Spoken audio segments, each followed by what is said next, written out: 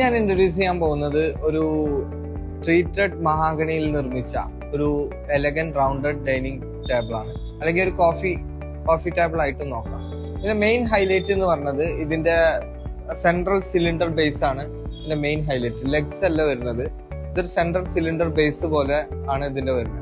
അതുകൊണ്ട് തന്നെ അത് കാണാനുള്ള ഒരു ഭംഗി കൂട്ടുകയും അതേപോലെ തന്നെ ഇതിന്റെ സ്റ്റെബിലിറ്റി, ഈ ഒരു ടേബിളിന് ഒരു സ്റ്റെബിലിറ്റി രീതിയിലും നമുക്ക് വരും. പിന്നെ മൂന്നാമത് ഇതിന്റെ ഫീച്ചർ എന്താ വെച്ചാൽ നല്ല ലെഗ് സ്പേസ് കിട്ടും ഈ ഒരു ഡിസൈൻ ആയതുകൊണ്ട്.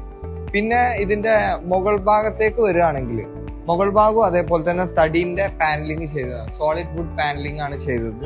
ഇത് ഓരോ പീസ് വെച്ച് ചെയ്ത ഒരു ഡിസൈൻ ആണ് ടോപ്പ് പോർഷൻ. പിന്നെ ലെഗ് സ്പേസിലെ ഡിസൈൻ പറയുകയാണെന്നുണ്ടെങ്കിൽ ഒരു ഫ്ലൂട്ടഡ് ഡിസൈൻ ആണ്. ഓരോ വുഡൻ റീപ്പേഴ്സും അടുത്തടുത്ത് വെച്ച് ചെയ്ത ഒരു ഡിസൈൻ ആണ് വരുന്നത്.